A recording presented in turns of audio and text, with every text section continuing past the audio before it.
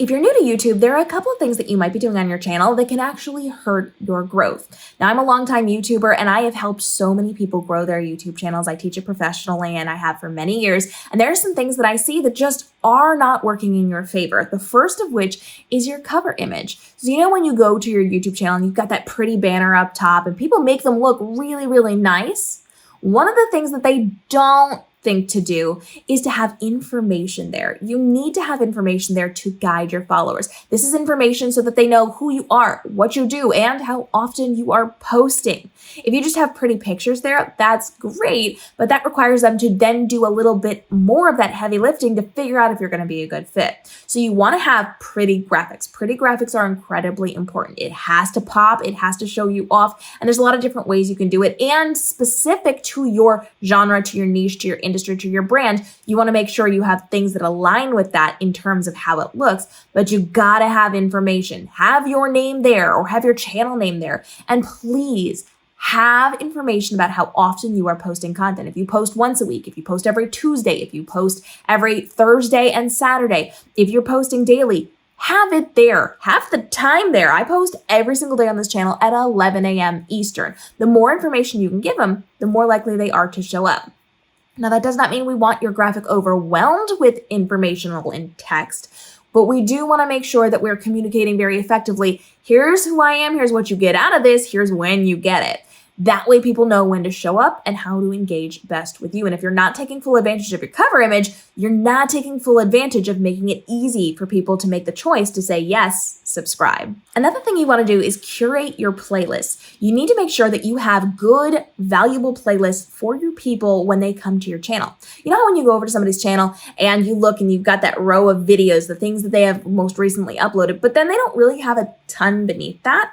That's a problem. You want to make sure you have good, valuable playlists that you check in on and you update. Once a quarter, at least, you should be going through your playlist and making sure that they are ranked properly. And that is what is up top on your channel and what's a little bit lower down, and which videos are shown first in those playlists. Because what you were doing 6 months ago may not be what you're focused on right now. And if you haven't touched your playlist and you have that older content there, but people are showing up because they're seeing the new content in the algorithm, they're gonna have that dissonance in your channel. They're not going to really understand it because it's not what is modern. It's not what is current. It's not what you're focused on. So you need to make sure that you are creating playlists, you are updating those playlists, and then you're rearranging those playlists as well to make sure you are up to date on what is most current inside of what you're teaching, what you're entertaining on, what you're engaging with, and the conversations that you're having on your channel so that it's most valuable to the people who are coming. Do not just set it and forget it when it comes to the channel design and what videos are in your playlist and what playlists you're showing. Now, one that really can work to your advantage that I see so many people overlooking is the community tab. You do have to qualify for the community tab, and those numbers change a little bit. So I'm not going to say what they are right now because they're actively changing. But once you qualify for the community tab, it is very much a good place for you to be engaging and interacting with your people. You can be posting daily in your community tab. I do not recommend posting multiple times a day because the YouTube algorithm is very different than Facebook or Instagram or TikTok. Then if you're over posting, it's not going to go well for you. But once a day is usually really good. And these are just text posts, photo posts. They can be as simple as a poll. It can be as simple as sharing one of your videos with a little caption. It's very easy and it doesn't require you to do a lot of extra work. But having those little check-ins allows people to engage with you. You can use this almost like Instagram stories where you can show behind the scenes of your life. You can show in the moment stuff. You can have conversations. You can use it to promote your other content. You can use it to promote your guest speakers.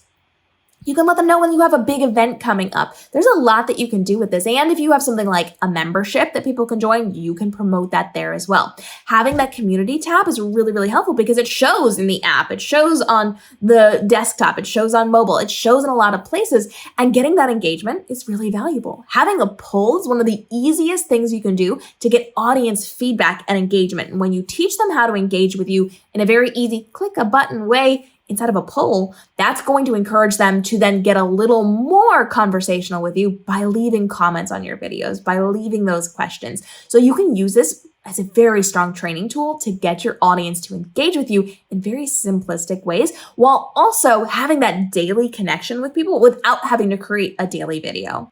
And on the list of things not to do on your channel, I need you to stop with your intros to your videos. If you have music, if you have overlays, if you've got a lot of things that create a pause in your content, that is going to lead to a lot of people clicking away. So if you start your video and say, hey, we're going to talk about this today, and then you have an intro video, whether it is 5 seconds, 10 seconds, 30 seconds, you have just given people the opportunity to swipe away because you're wasting their time. They came to you for an answer, or they came to you for entertainment. And if you are wasting their time with an intro, that is not going to keep them there. That is going to make them either scroll through your video and then maybe skip stuff and then have to go back and it's a whole issue, or they're just going to leave your video. Intros are not appropriate anymore. You can do an intro if it's like a lower third while you're still talking, while you're still having the conversation. You can still get that information out there. You can do it in a way where you're still giving them the information. Even you can go as far as continuing to discuss the topic over top of your intro. But please do not stop giving them information or giving them that entertainment to say, I'm a fancy TV show, because that wastes their time and they're much more likely to leave. You are not retaining that audience if you have that intro. So skip that. I know a lot of people used to do that back in the very beginning of YouTube, and it has been kind of a pervasive, persisting thing. But it doesn't serve anybody at this point, unless you're like super, super, super famous and you have millions upon millions upon millions of people and you've been doing this for years. Maybe then they can get away with it. But honestly, we don't need it. We don't need that. There are other ways to kind of give your credibility or your credentials or your name.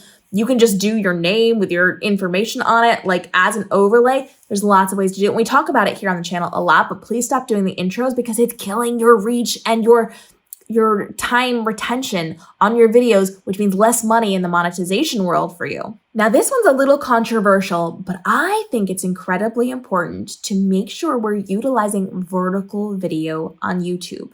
And I'm not just talking about shorts. Shorts are fine, but some of the content you create can absolutely be in vertical format, long form. And this is why, and I've been saying this for many, many years, we are starting to see a shift on all the social platforms, including YouTube, toward vertical-based video because so many people are watching it on their phones. And when they watch on their phones, they're holding it like a normal phone, up and down, and they aren't typically turning it sideways. So while your horizontal video works really well for people watching on a desktop, on a TV screen, and yeah, sometimes they'll tip it on their phone as well, we are seeing vertical video actually do pretty well on the YouTube channel. So I'm not saying all of your content should be vertical based, but start looking for specific opportunities where you can do some vertical based content. Not everything you post has to be horizontal in your long form. And when you do this, you got to be smart about it as well, because you want to be looking for things that are going to be maybe under that 10-minute mark, because we know that TikTok allows up to 10 minutes of video. We know that Instagram is going to be fine with 10 minutes of video. So if you're creating a vertical-based, longer-form piece of content, you can then utilize it on multiple channels. But you can't really utilize horizontal on all of the other channels. They do give you the opportunity to do horizontal on TikTok and Instagram now, but most people aren't really turning their phones for that.